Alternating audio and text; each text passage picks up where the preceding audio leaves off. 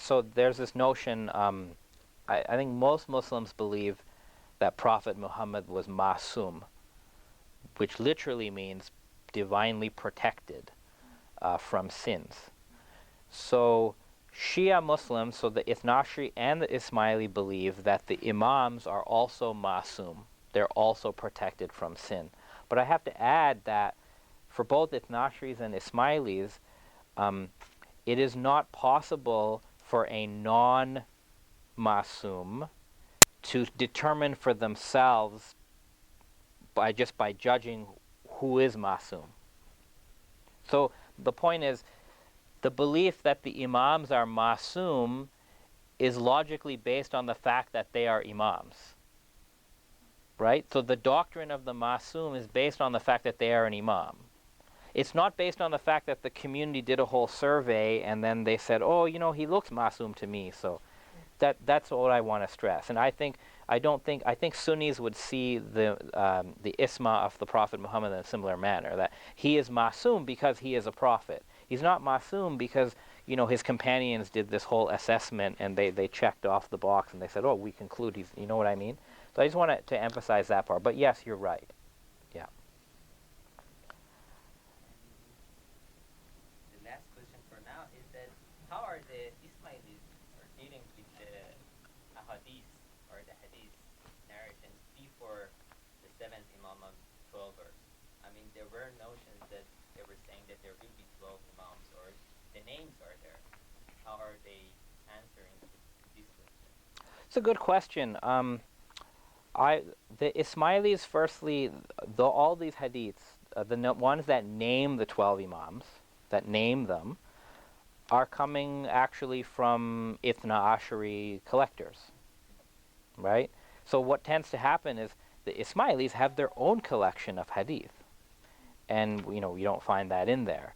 But generally speaking, the Ismailis don't counterclaim. They don't say, oh, there's a hadith that says there's 49 Imams. Right? So the Ismailis, they never claim that the number was ever foretold by anybody. They just say that there are many hadiths that talk about Ali and Ahlul Bayt and, the idea that an Imam is always present, but they don't make a claim that there's a certain number. So their response to those hadiths, they would say, well, we don't think those are true. The Ismaili, they've written that you have writings where they say these hadiths that name 12 Imams, we don't accept those as authentic, for example.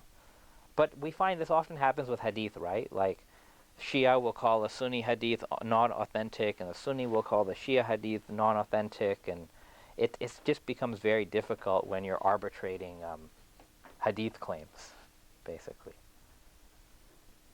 Yeah.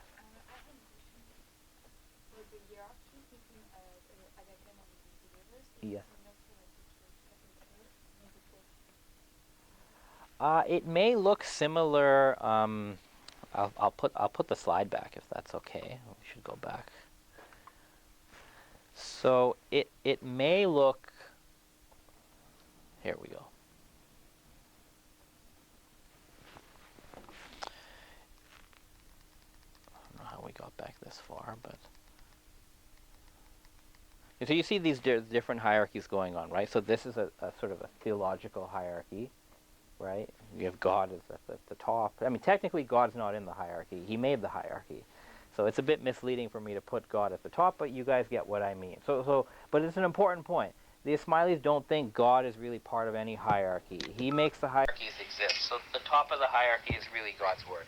But anyway, then in this hierarchy is more focused on sort of how does divine inspiration flow. Right, so it's reaching the prophets and the Imams, but it's still not directly from God. It's mediated through God's word and the universal intellect and the universal soul. And then if we go here, so this may superficially look like church hierarchy, but it's actually quite different. The position of the Pope and the position of the Shia Imam, whether Ithnashi or Ismaili, are vastly different positions. The Pope, of course, is elected by a college of cardinals, right? The Imam is appointed by the prior Imam. The guidance of the Pope is often very specific, right? It often concerns, it's mostly on spiritual issues, although, today's popes are talking about more social justice as well. But for the most part, it's on theological, spiritual issues. The guidance of the Imam is on spiritual and material issues. So it is very common for the Imam to give guidance not only on prayer, but on economics. He will tell the community about what fields to get university degrees in. He'll talk about what business fields one should be investing in. During a recession, the Imam will talk about cutting back your spending. He'll talk about the importance of budgets. In fact, a lot of his guidance, because of the relevance to the time, is on what we, from a secular perspective, we call non-religious. But remember, from a pre-modern point of view, politics, economics, any health, this is all religion. It's really part of the same thing. That also differentiates him a little bit from the popes historically. The thing about the popes is the term infallible is used for the pope, but only when the pope speaks in a certain context. When he speaks not as an individual but on behalf of the whole church, the belief of the Catholics is that he can speak infallibly. So in the Catholic context, infallibility is really an attribute of statements that the Pope makes. But in the Shia tradition and the Ismaili tradition, isma, which literally means divine protection, is not an attribute of speech, it's the attribute of the person. Right? But the Catholics do not believe that the Pope is sinless as a person. Right? But the Shia and the Ithnashri and the Ismaili believe that the Imam and the Prophet Muhammad are masum as persons. So there's a difference there. We have the Pope, but we also have priests, cardinals, and all that. Do they have? So the man doesn't live in Pakistan. No, he doesn't. So who is the guy in Pakistan for the? Good, it's a good question. So what you do have is the Imam has different kinds of representatives and appointed officers. They're not a clergy. So for example, in a given country, the Imam will appoint an economic board, a health board, an education board, a social welfare board, and he will pick members of the community who in theory have expertise in those areas to lead those boards. So the health board has to make sure the community's health and health initiatives are doing okay, and then they get to decide what they want to do. So there's a council system that the Imam uses to look after the social, health, political, economic well-being of the community. Then, for ritual purposes, inside a Jamaat Khana, the Imam appoints 2, sometimes 4 individuals to be his representatives in a ritual. That they don't give spiritual guidance to the community, they just perform certain religious ceremonies acting on behalf of the Imam. They're not called Imams. In the Jamaat Khana, the ceremonial representatives of the Aga Khan are called, it's in South Asian terminology, Mukhi and Kamariya. And they're the one, they lead certain prayers. So for example, in a certain ritual, if the Imam's role is to give blessings, the Imam, of course, the Aga Khan can't come to the Jamaat Khana and give the blessings, so the appointed representative will say, may the Imam give you blessings, for example. Right? But they're not giving any spiritual guidance, so they don't really have autonomy. So the guidance is always coming from the Imam. When he makes a farman, one of these should say that, but when he makes a farman to one audience, that farman is transcribed, sent back to him, he edits it, and then he sends the official copy to his institutions, and that will get read out across the world to all the different communities. And he makes several farmans, over the course of several years. So you're getting sort of updated guidance as it happens, in a sense. Here. In my ignorance, but I've always kind of understood God as being the universal soul, but in this kind of model is essentially the same emanate from God, and then something that's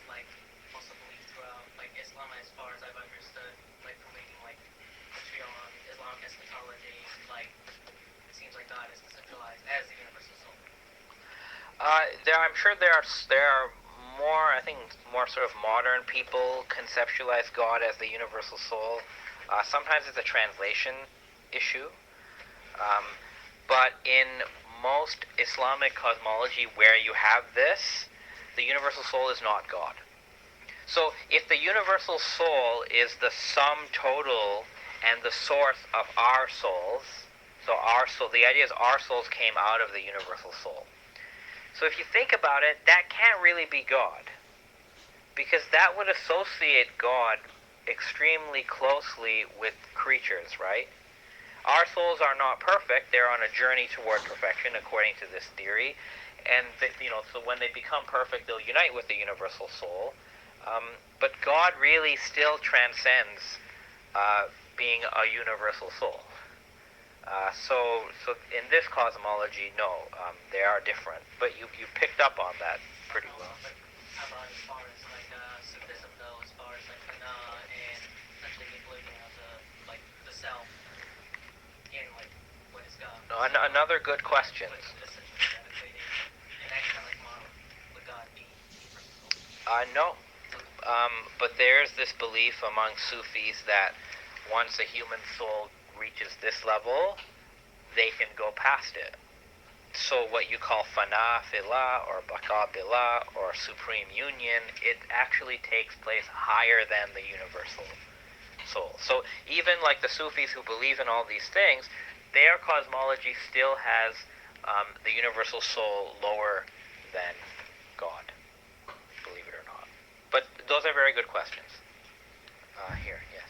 I had a question. So, could you maybe talk about how the concept of prophet Jesus is different in Ismaili thought versus in some other views within Islam, and then how the view of the Day of Judgment is different in Ismaili thought versus in other views within Islam? So I'll try to be brief I know that might because be they're good. No, I mean they're I read your website, and I know you've written like long essays and articles. Yes, yeah. I mean, I do have an essay online about the Ismaili views of the crucifixion, which answers some of this. I don't know if you've seen it or not, but It was very, very long. yes. Fair enough. It's a fair charge. So, in a nutshell, I'll try to be very brief. So, of course, all Muslims, regardless of persuasion, see Jesus as prophet and messenger of God. And that would mean that Jesus is also masum, protected from sin, that Jesus received divine inspiration, and that his speech and his acts were divinely guided, and so on. And of course this differs from, Catholic, Orthodox, Protestant Christianity, which sees Jesus as the incarnation of the second person of the Trinity. So that's the general difference, as most people are aware of.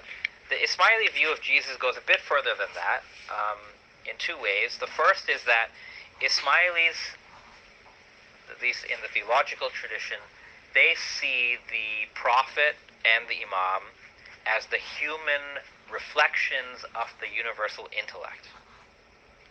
I say, again, human reflection, not incarnation.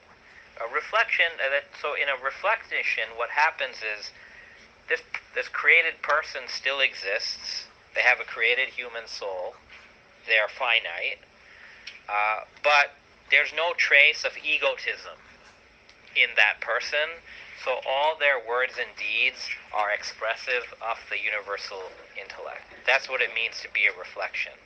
This is similar to the Sufi idea of al-insan al-kamil, often called the perfect human or the complete human. So the Sufis believe the insan kamil, the complete human, is a reflection of Allah's names. But they don't believe that Allah actually becomes a human. They just believe he reflects Allah's name. So it's a similar concept.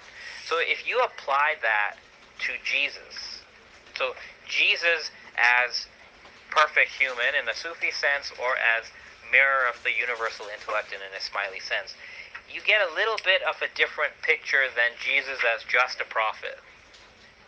Because you can actually make sense of many of Jesus' statements in the Gospels, where he speaks of himself very highly. you can explain it and you can say, well, he's a reflection of the universal intellect, or he's a mirror of Allah's names, like the Sufis say. So really, where's the problem? So that's one part, and the other part of the Ismaili view of Jesus that's unique is that Ismailis accept that Jesus was crucified. They don't believe that somebody was sort of substituted on the cross instead of Jesus. And they make this argument from the Quran. They use the Quran to actually make the argument. It can be argued that the Quran actually never really denied the fact of Jesus' crucifixion. It only denied the claim by certain Jewish enemies of Jesus, which you find in the Talmud. In the Talmud it's claimed that the rabbis executed and tried Jesus, even though the Romans did it. The Talmud, a few rabbis, they claim to have done it, and they did it in a polemical way.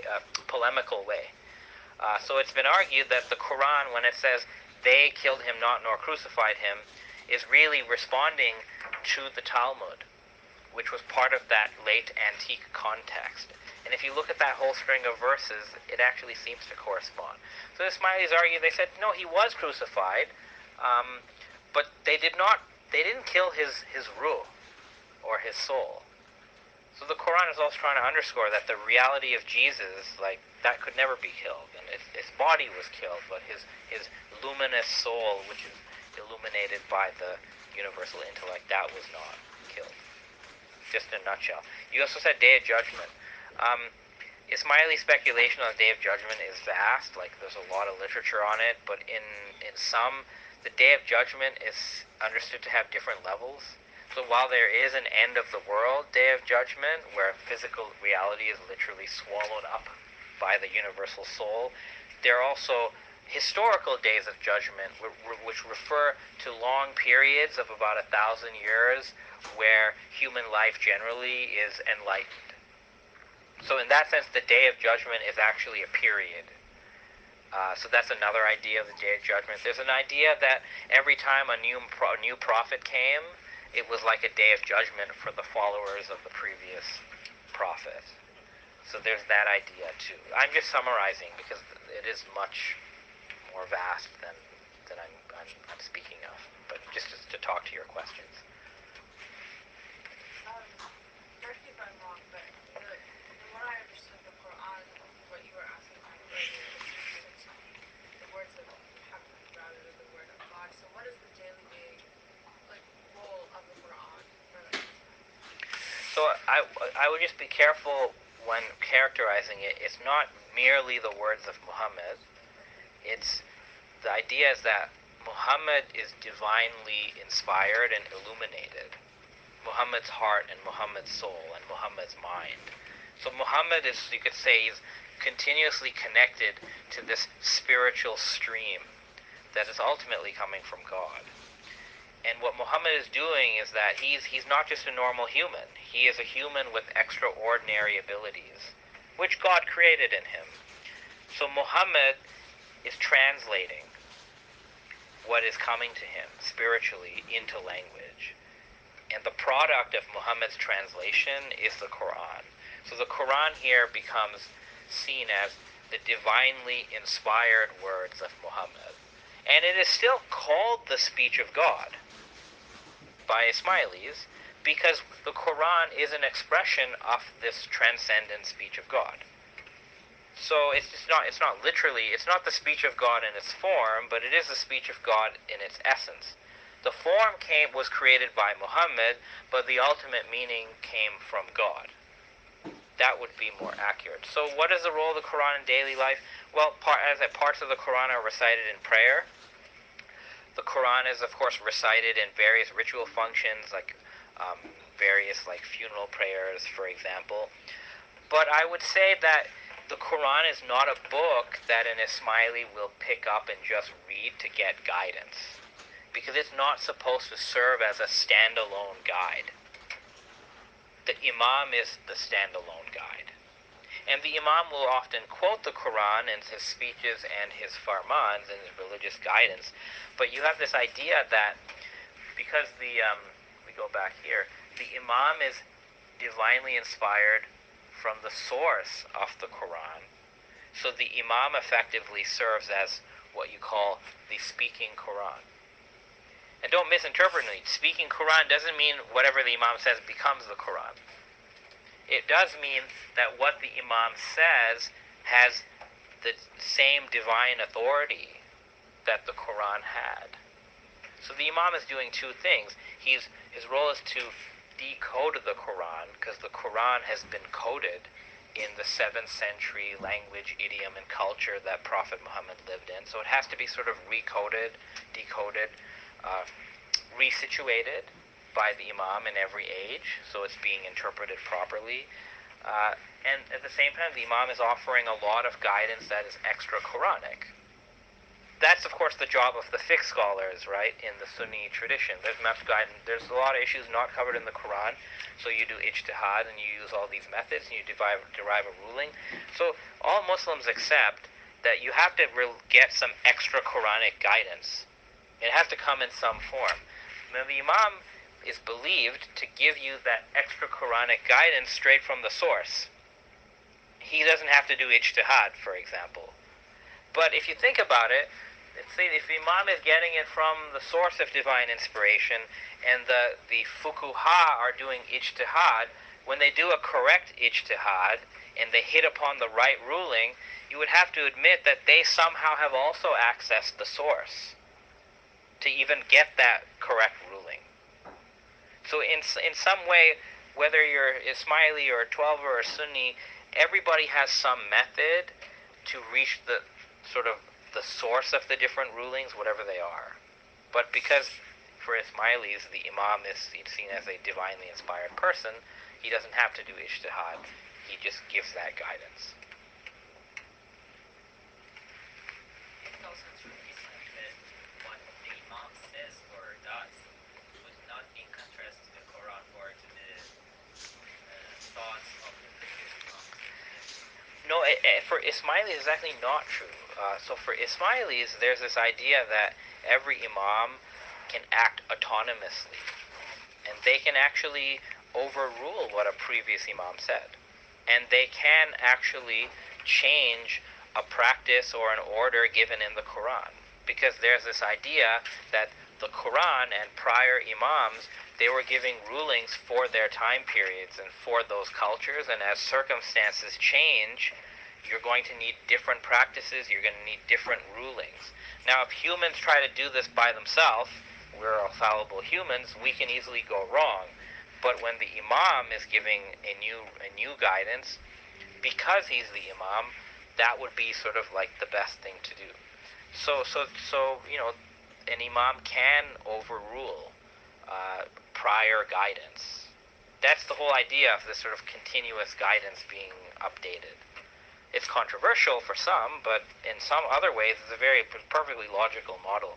I would just add to that, it's often not acknowledged that as the Quran was revealed over 23 years, the Quran overrode its own prior guidance on many issues.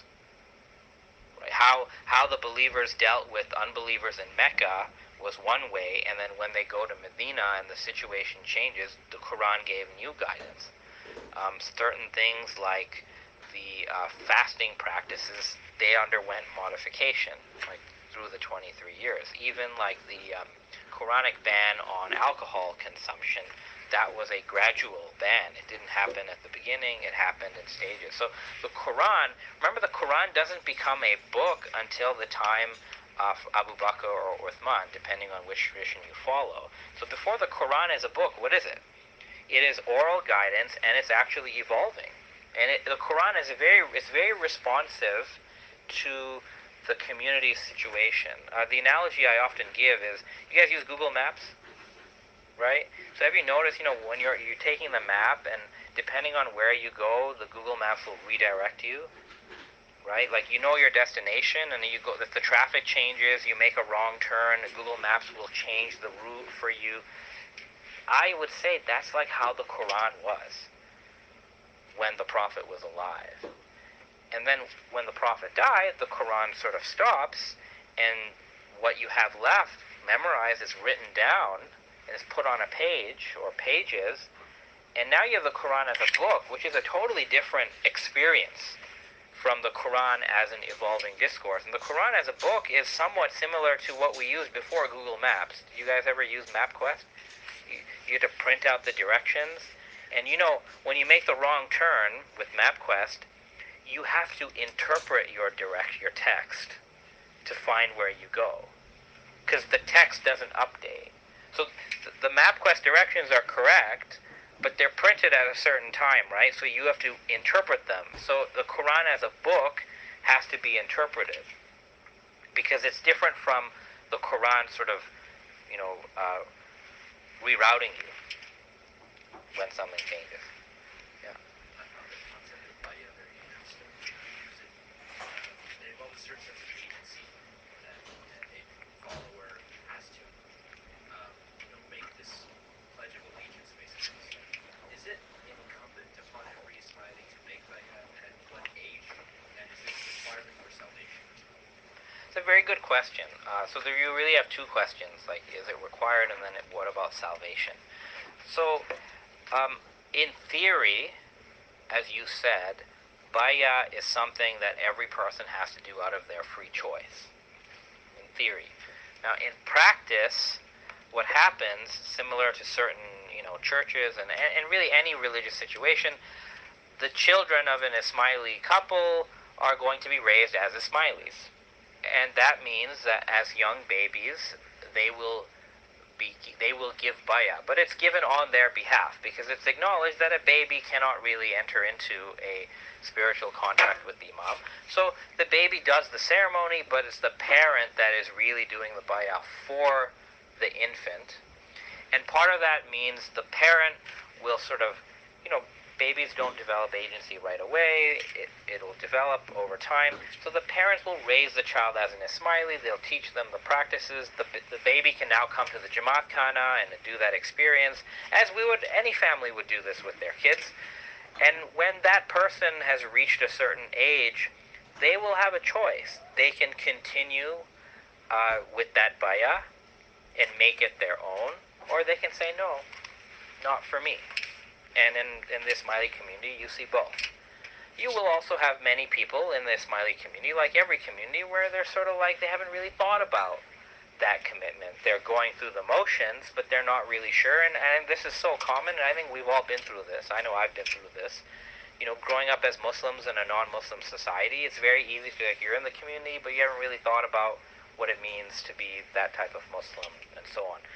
So that's the reality of it. But there's a ritual in the Jamaat Khana that people do daily where you reaffirm your bayah. So, but by saying that daily prayer, you're also reaffirming your bayah in that sense. Now, salvation. Now, this is an interesting question. We go by what the recent Ismaili Imams have said. So what this Aga Khan has said, what his grandfather has said. They've basically said that God has willed the diversity of religions. We don't know why, but that diversity of religious diversity is there due to divine wisdom. It's divinely designed, in a sense. And that means that we have to engage diversity through practicing pluralism. And pluralism means being rooted in your own identity and then engaging other and learning from other identities. I have not seen a statement that says salvation is exclusive to those who give bayah. There are statements the last two Imams have made which clearly suggest where they pray for everyone to be saved. But there is this idea that those who have given bayah are under the spiritual care of the Imam, and that on the Day of Judgment, whatever that means, they will be in the presence of the Imam, and the Imam will intercede for them. So there is this idea. Does that mean those without bayah don't get salvation? No, it doesn't really mean that. It just means that those who do the bayah and make that commitment and carry it through will, of course, be in a favorable position for their hereafter, whatever that looks like. But anyway, these are all great questions, but I think it's time to conclude. So thank you all again very much. I hope this was helpful.